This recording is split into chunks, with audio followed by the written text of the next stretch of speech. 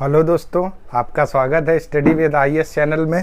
दोस्तों, कल मैंने आपको दोस्तों जिला न्यायालय के बारे में बहुत अच्छे से बता दिया हुआ था। यानी न्यायपालिका दोस्तों जो व्यवस्था थी वो आपकी अच्छे से समाप्त हो गई थी दोस्तों, ठीक है ना। न्यायपालिका की जो व्यवस्था थी दोस्तों वो बहुत अच्छे से समाप्त हो गई थी। दोस्तों, आज की क्लास एक बहुत बेहतरीन से शुरू करेंगे। पंचायती राज एवं नगर पालिका भाग 9 अनुच्छेद 243 से 243 के तक, ठीक दोस्तों। तो जिन लोगों ने दोस्तों मेरी पिछली वीडियो नहीं देखी, आप लोग देख लीजिए, ठीक। बहुत अच्छे से समझ में आएगा न्यायपालिका। इसके बाद आज दोस्तों जो शुरू होने जा रहा है दोस्तों पंचायती राज एवं नगर पालिका। तो दोस्तों जो भी लोग चैनल को देख रहे हैं, आप लोग चैनल को दोस्तों लाइक करें, सब्सक्राइब करें और ज़्यादा से ज़्यादा दोस्तों चैनल को शेयर करें, ठीक है दोस्तों। ज़्यादा से ज़्यादा आप लोग चैनल को शेयर करें और उन लोगों तक पहुंचाइए जहां तक अभी हमारा वीडियो नहीं पहुंच गया, ठीक है दोस्तों। क्योंकि दोस्तों मैं एक बात हमेशा बोलता हूं, ठीक, आप लोगों के पास में पढ़ाई के अलावा और कोई भी विकल्प नहीं है। ओनली पढ़ना पढ़ना पढ़ना, इसके अलावा ऐसा कोई भी और विकल्प नहीं है दोस्तों कि जो ऐसा कुछ हो जाएगा। ओनली आपको मेहनत करनी पड़ेगी और मेहनत के अलावा आपके पास कोई भी विकल्प नहीं है, ठीक है ना दोस्तों। तो वही मैं दोस्तों कह रहा हूँ, मेहनत के अलावा आपके पास कोई विकल्प नहीं है। तो अच्छे से मेहनत करिए और जो भी लोग क्लास को देख रहे हैं मैं सभी का स्वागत करता हूँ। तो दोस्तों अगर आपको वीडियो पसंद आ रहा है तो आप लोग लाइक करें, सब्सक्राइब करें और ज़्यादा से ज़्यादा दोस्तों शेयर करें।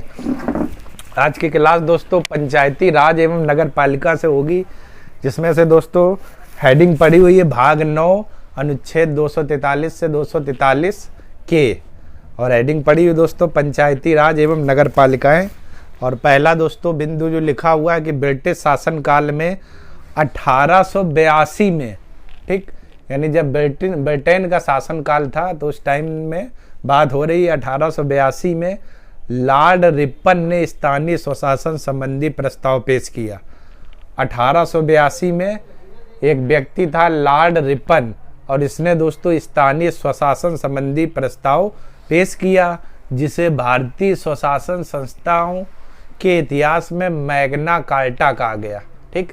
मैग्ना कार्टा का दोस्तों मतलब ये होता है जैसे कोई भी आप लिखित दस्तावेज हो और वो पेश कर दो तो उस टाइम में वो मैग्ना कार्टा कहा जाता है। अपने यहाँ जैसे कोई भी लिखित दस्तावेज अगर उसे पेश कर दो तो लिखित में रिपोर्ट दी, लिखित में इन्होंने साइन किए, तो उस टाइम में ये जो ब्रिटेन के द्वारा एक दस्तावेज था यानी लिखित प्रस्ताव, इसी प्रस्ताव को इतिहास में मैग्ना कार्टा कहा गया, ठीक दोस्तों।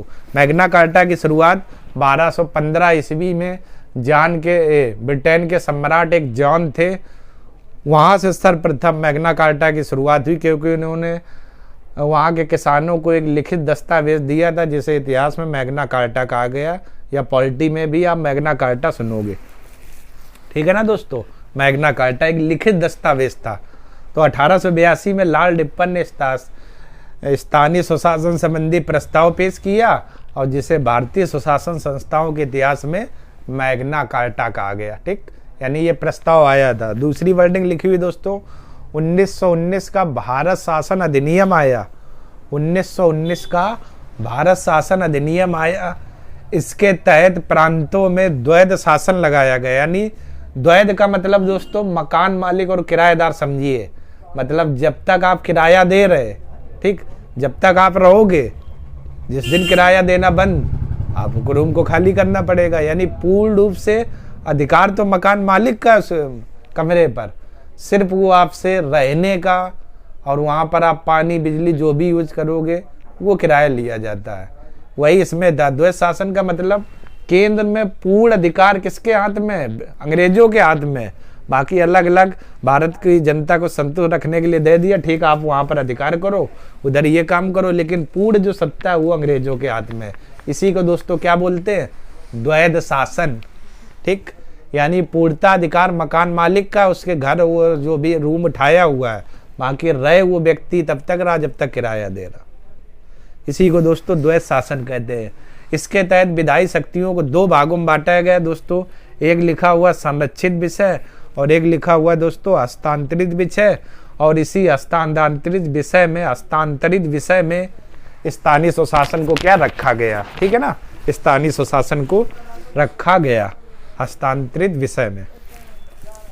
इसके बाद दोस्तों अगली वर्डिंग लिखी हुई है, राज्य के नीति निर्देशक तत्व में अनुच्छेद 40 के तहत इसको रखा गया। यानी अनुच्छेद जो 40 है दोस्तों, मैंने नीति निर्देशक तत्व जो पढ़ाया हुआ है, तो अनुच्छेद 40 में ग्राम पंचायत या पंचायती राज व्यवस्था को लेकर वर्णन किया गया है।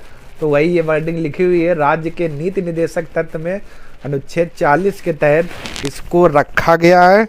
और 40 दोस्तों आर्टिकल है जो बहुत इंपॉर्टेंट है, आपके एग्जाम में आता भी रहता है दोस्तों, ठीक है ना, एग्जाम में आता भी रहता है।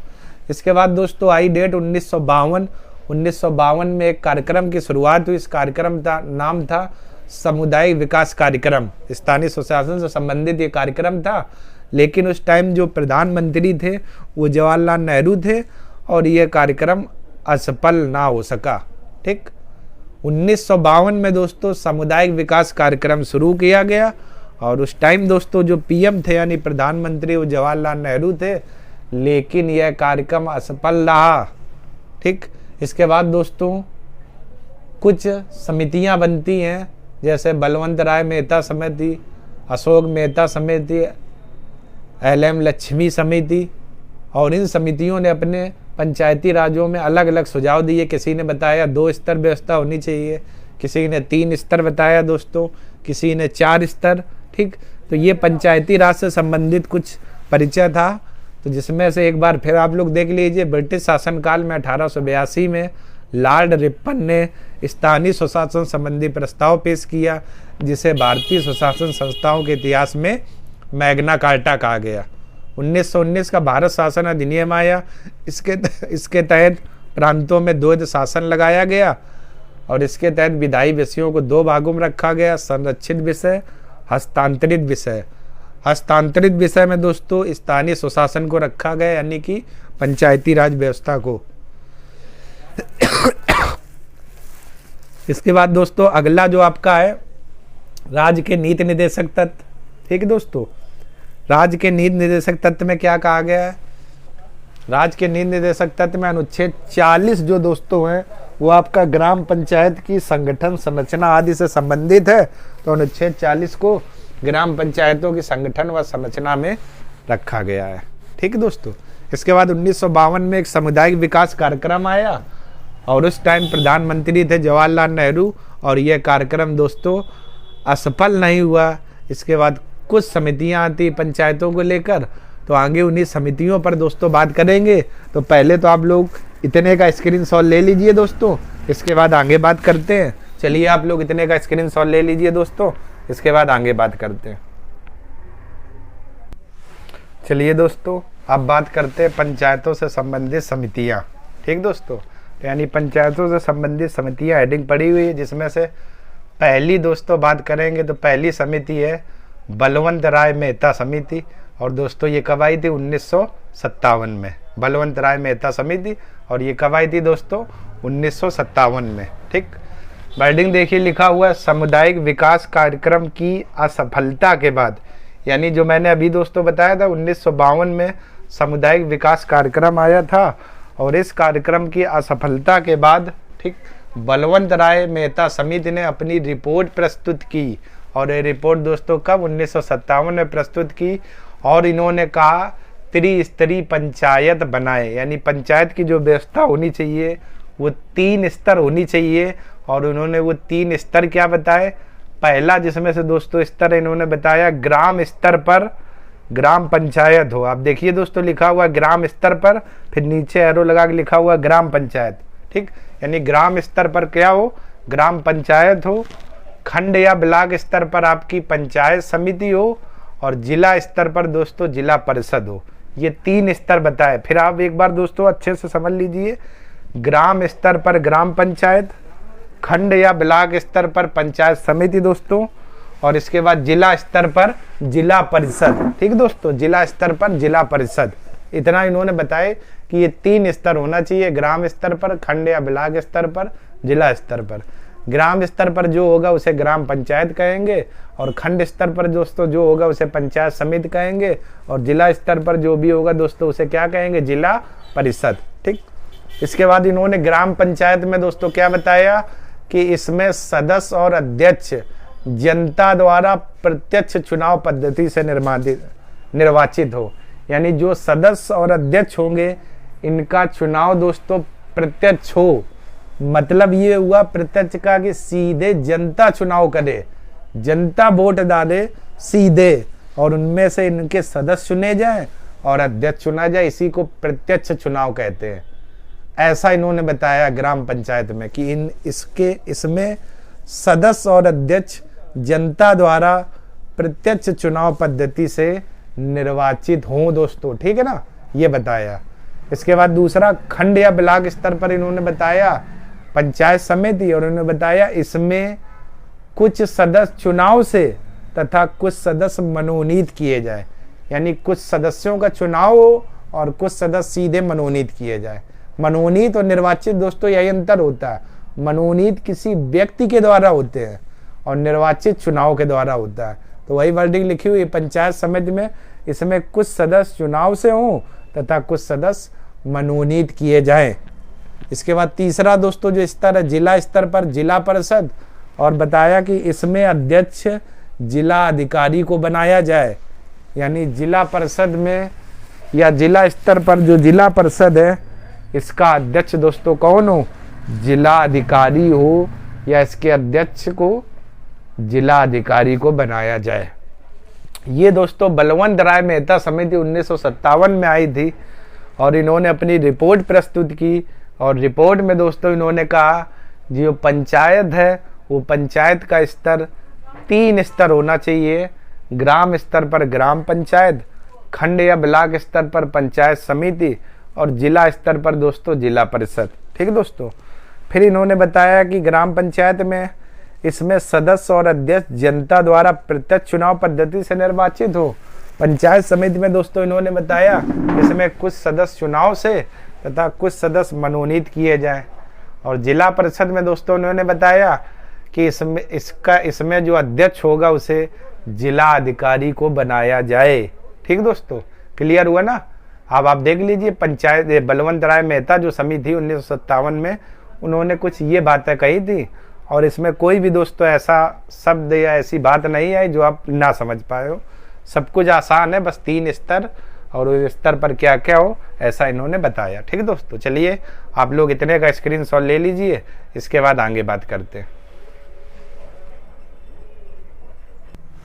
इसके बाद दोस्तों बलवंत राय मेहता समिति में आगे एक पॉइंट दोस्तों और है जो बलवंत राय मेहता समिति 1957 में आई थी, उसी के आगे दोस्तों पॉइंट क्या है कि 2 अक्टूबर 1959 में तत्कालीन प्रधानमंत्री, यानी उस समय जो प्रधानमंत्री थे दोस्तों वो पंडित जवाहरलाल नेहरू ने, ठीक, पंडित जवाहरलाल नेहरू ने राजस्थान के नागौर जिले के समीप बगदरी गांव में पंचायती राज व्यवस्था की शुरुआत की। ठीक है दोस्तों, कौन सा गांव था? बगदरी गांव में, राजस्थान के नागौर जिले के समीप बगदरी गांव में पंचायती राज व्यवस्था की शुरुआत की। जो बलवंत राय दोस्तों मेहता समिति आई थी उसी के समिति में आगे यही पॉइंट लिखना है दोस्तों। 3 स्तर के बाद जो बताए थे उसी में आगे यही पॉइंट लिखना है। यानी शुरुआत सर्वप्रथम दोस्तों कब हुई थी? 2 अक्टूबर 1959 में। तत्कालीन जो उस समय प्रधानमंत्री थे दोस्तों वो पंडित जवाहरलाल नेहरू थे। इन्होंने राजस्थान के नागौर जिले के समीप बगदरी गांव में पंचायती राज व्यवस्था की शुरुआत की। ठीक है दोस्तों, इसके बाद 11 अक्टूबर 1959 को, ठीक, वर्डिंग दोस्तों देखिए, 11 अक्टूबर 1959 यानी 5/9/59 को एपी दोस्तों लिखा हुआ है। एपी का मतलब आंध्र प्रदेश, एपी का दोस्तों मतलब आंध्र प्रदेश के महबूब नगर जिले में शुरुआत हुई, 1960 में दोस्तों असम, तमिलनाडु, कर्नाटक में हुआ, 1962 में महाराष्ट्र और 1963 में दोस्तों गुजरात में लागू की गई। ठीक, ये आपका है। अगर क्रम पूछ दिया जाए कभी दोस्तों आईएएस या पीसीएस में किसके इसके बाद कहाँ पर लागू की गई, तो यही दोस्तों क्रम है, बहुत अच्छे से देखिएगा। यानी कि 2 अक्टूबर 1959 में उस समय जो तत्कालीन प्रधानमंत्री थे दोस्तों वो पंडित जवाहरलाल नेहरू थे। इन्होंने राजस्थान के नागौर जिले के समीप बगदरी गांव में पंचायती राज व्यवस्था की शुरुआत हुई। यानी सबसे पहला जो राज्य था जहां पर पंचायती राज व्यवस्था की शुरुआत हुई दोस्तों, वो राजस्थान का नागौर जिला, यानी राजस्थान। इसके बाद दोस्तों दूसरा जो था 11 अक्टूबर 1959 में आंध्र प्रदेश के महबूबनगर जिले। इसके बाद तीसरे में दोस्तों 1960 में था असम, तमिलनाडु, कर्नाटक। इसके बाद 1962 में दोस्तों महाराष्ट्र में, और 1963 में दोस्तों गुजरात में क्या की गई, लागू की गई। अगर इनका दोस्तों क्रम पूछा जाए तो क्रम में दोस्तों बहुत अच्छे से देखिए, तो पहले आपका राजस्थान आएगा, राजस्थान के बाद दोस्तों आंध्र प्रदेश आएगा, आंध्र प्रदेश के बाद असम, तमिलनाडु, कर्नाटक, फिर दोस्तों इसके बाद महाराष्ट्र, और इसके बाद दोस्तों आपका गुजरात आएगा। ये इनका क्रम है। तो सबसे पहले जो शुरुआत हुई 2 अक्टूबर 1959 में तत्कालीन प्रधानमंत्री पंडित जवाहरलाल नेहरू के द्वारा, कहाँ पर, राजस्थान के नागौर जिले में। दोस्तों ये वर्डिंग ध्यान रखिए कि बहुत आती है एग्जाम में ये, ठीक है ना, राजस्थान के नागौर जिले में। इसके बाद आंध्र प्रदेश दोस्तों रहेगा, फिर असम, तमिलनाडु, कर्नाटक, फिर आपका महाराष्ट्र रहेगा, और फिर दोस्तों आपका क्या, गुजरात रहेगा। ठीक है दोस्तों, चलिए, तो ये आपका दोस्तों एक समिति कंप्लीट होती है, जो समिति का नाम था बलवंत राय मेहता समिति। ठीक है दोस्तों, ये एक समिति आपकी कंप्लीट हो गई, और इस समिति का नाम था बलवंत राय मेहता समिति। कल दोस्तों अन्य समितियों पर डिटेल से बात करेंगे। तो आज की क्लास दोस्तों यहीं तक रखते हैं। तो जो भी दोस्तों ये लिखा हुआ आप इतने का स्क्रीनशॉट ले लीजिए। ठीक, इसके बाद कल दोस्तों की क्लास की बात करेंगे। ठीक दोस्तों, चलिए दोस्तों, आप लोगों ने स्क्रीनशॉट ले लिया होगा। कल दोस्तों इसी के आगे और भी जो समितियाँ आई थी उन पर चर्चा करेंगे। अगर दोस्तों आपको लग रहा है कि वास्तव में मैं आपके लिए मेहनत कर रहा हूँ, दिल से लगा हुआ हूँ, तो दोस्तों आप लोग चैनल को लाइक करें, सब्सक्राइब करें, और ज़्यादा से ज़्यादा दोस्तों शेयर करें। और दोस्तों मैं हमेशा कहता हूँ आप लोग अच्छे से पढ़ाई करिए, और कोई भी बिंदु अगर पॉलिटी में नहीं समझ में आता है जितना मैंने पढ़ाया हुआ है, तो दोस्तों आप लोग कमेंट करिए, पूछिए, जानने का प्रयत्न करिए दोस्तों, और मैं तुरंत आपके कमेंट का आंसर देने का प्रयास करूँगा। तो दोस्तों अगर वीडियो आपको पसंद आ रहा तो आप लोग लाइक करें, सब्सक्राइब करें, ज़्यादा से ज़्यादा दोस्तों शेयर करें। तब तक के लिए आपका धन्यवाद।